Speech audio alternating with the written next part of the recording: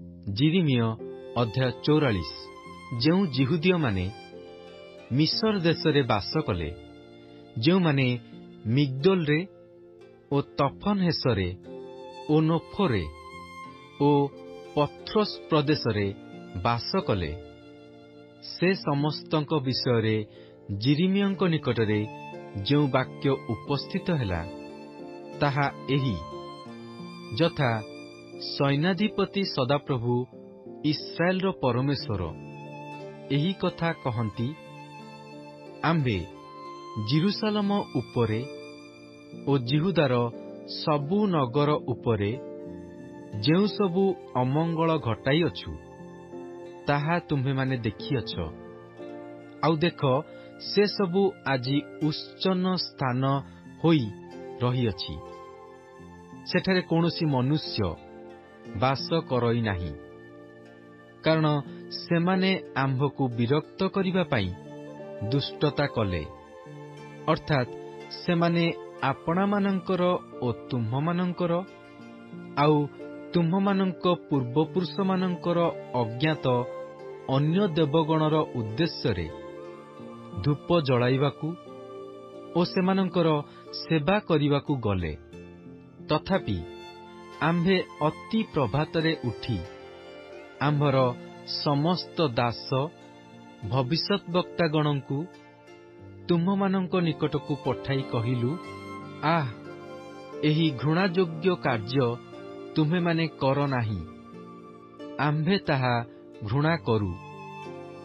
मात्र सेमाने मनोजोग कले नाही, कियबा आपणा आपणा दुष्टतारू फेरिबा पाई अन्य देवगणर उद्देश्य आउ धूप न जलाइबा पाई कर्णपात कले नाही।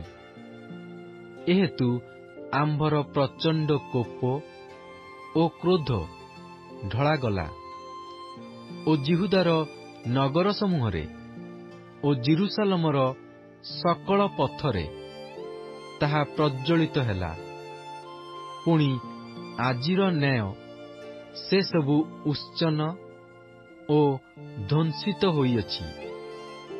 ए निमंते सदाप्रभु सैन्याधिपति परमेश्वर इस्राएल परमेश्वर एबे एही कथा कहंती, तुम्हे माने काहींकि आपणा आपणा प्राण विरुद्धरे एही महापाप करुअछ।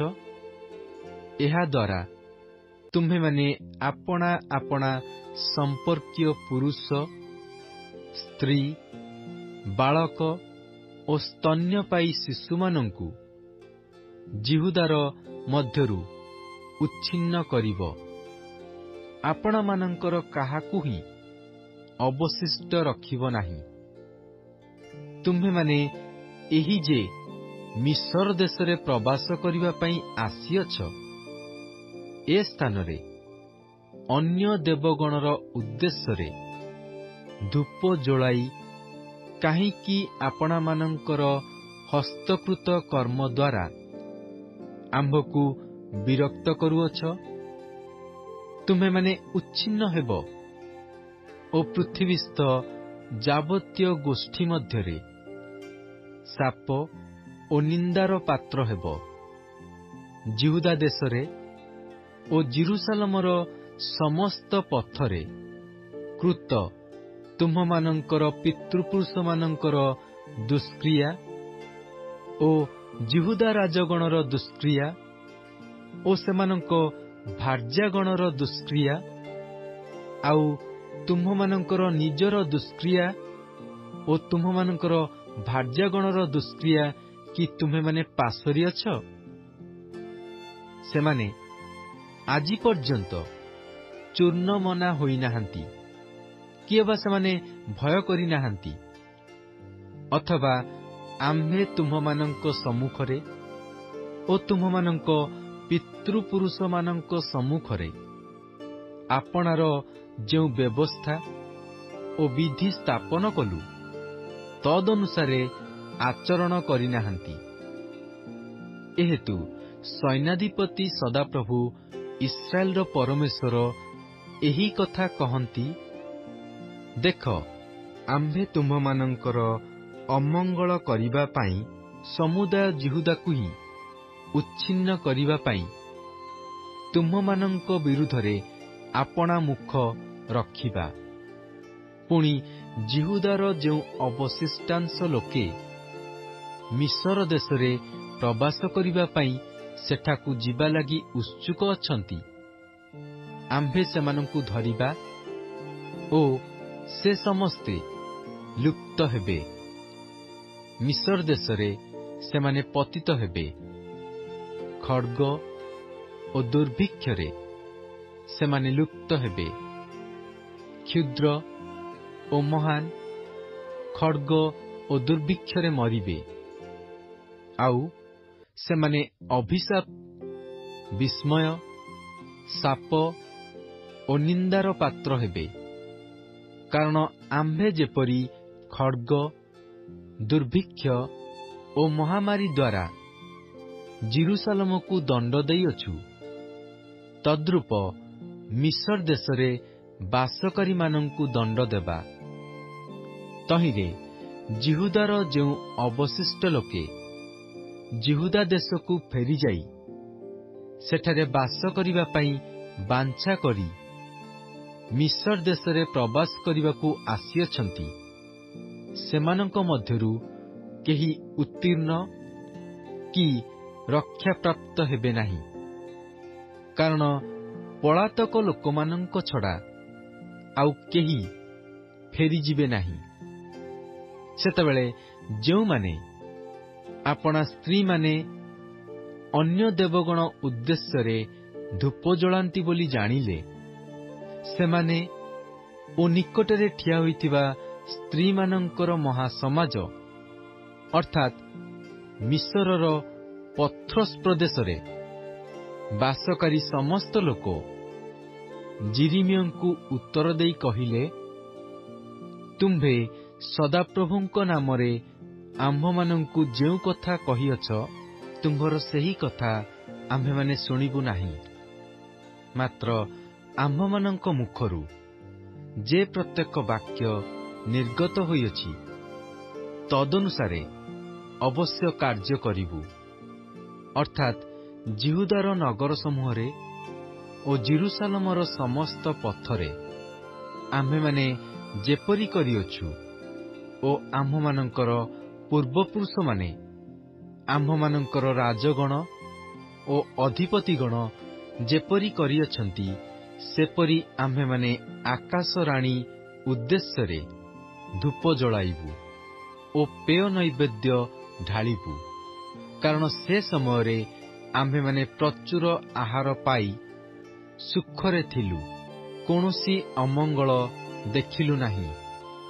ମାତ୍ର ଆମ୍ଭେମାନେ ଆକାଶରାଣୀ ଉଦ୍ଦେଶ୍ୟରେ ଧୂପ ଜଳାଇବାର ଓ ପେୟ ନୈବେଦ୍ୟ ଢାଳିବାର ଛାଡ଼ିଦେବା ସମୟଠାରୁ ଆମ୍ଭମାନଙ୍କର ସବୁ ବିଷୟରେ ଅଭାବ ହୋଇଅଛି ଓ ଆମ୍ଭେମାନେ ଖଡ୍ଗ ଓ ଦୁର୍ଭିକ୍ଷରେ ଲୁପ୍ତ ହୋଇଅଛୁ।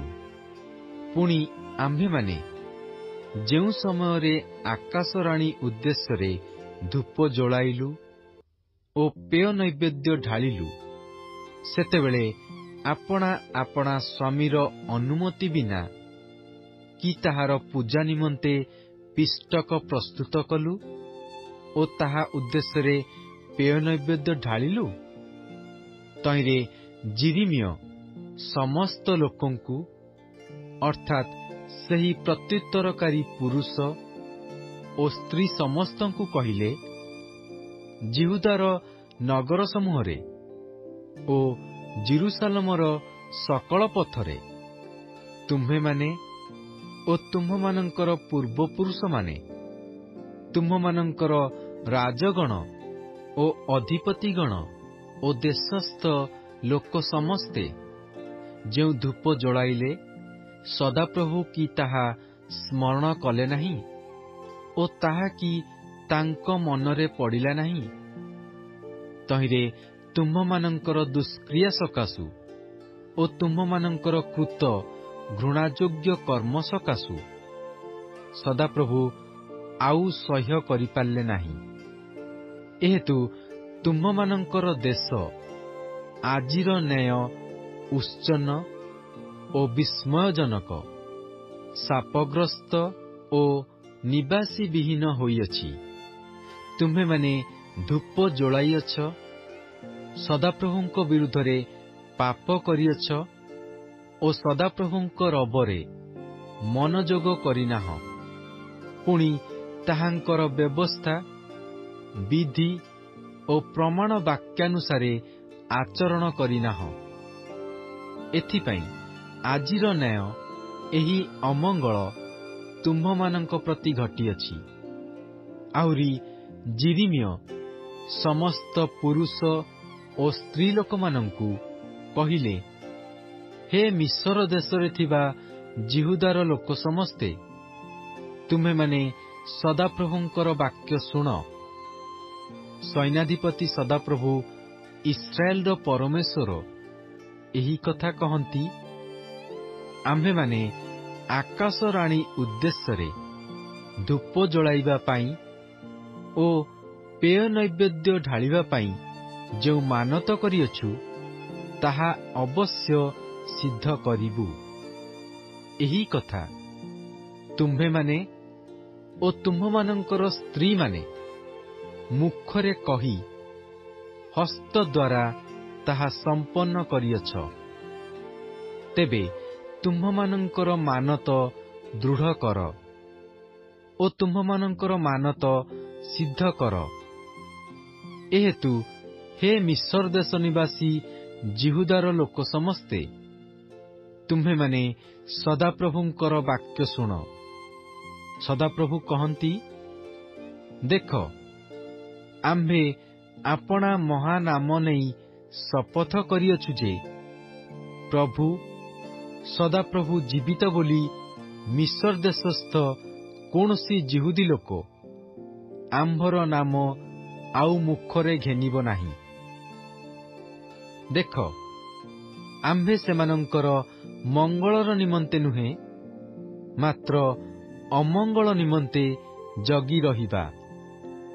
ତହିଁରେ ମିଶର ଦେଶସ୍ଥ ସମୁଦାୟ ଜିହୁଦୀ ଲୋକ ନିଃଶେଷ ନୋହିବା ପର୍ଯ୍ୟନ୍ତ ଖଡ୍ଗ ଓ ଦୁର୍ଭିକ୍ଷରେ ଲୁପ୍ତ ହେବେ। ପୁଣି ଖଡ୍ଗରୁ ରକ୍ଷାପ୍ରାପ୍ତ ଅଳ୍ପ ସଂଖ୍ୟକ ଲୋକ ମିଶର ଦେଶରୁ ଜିହୁଦା ଦେଶକୁ ଫେରିଯିବେ। ତହିଁରେ ଯେଉଁମାନେ ପ୍ରବାସ କରିବା ପାଇଁ ମିଶର ଦେଶକୁ ଯାଇଅଛନ୍ତି, ଜିହୁଦାର ସେହି ଅବଶିଷ୍ଟାଂଶ ଲୋକ ସମସ୍ତେ ଆମ୍ଭର କି ସେମାନଙ୍କର କାହାର ବାକ୍ୟ ଅଟଳ ହେବ, ଏହା ଜାଣିବେ। ପୁଣି ସଦାପ୍ରଭୁ କହନ୍ତି, ଆମ୍ଭେ ଏହି ସ୍ଥାନରେ ତୁମ୍ଭମାନଙ୍କୁ ଦଣ୍ଡ ଦେବା ଓ ତାହା ତୁମ୍ଭମାନଙ୍କ ପ୍ରତି ଚିହ୍ନ ସ୍ୱରୂପ ହେବ। ତହିଁରେ ତୁମ୍ଭମାନଙ୍କର ଅମଙ୍ଗଳ ନିମନ୍ତେ ଆମ୍ଭର ବାକ୍ୟ ଯେ ନିଶ୍ଚୟ ଅଟଳ ହେବ, ଏହା ତୁମ୍ଭେମାନେ ଜାଣିବ।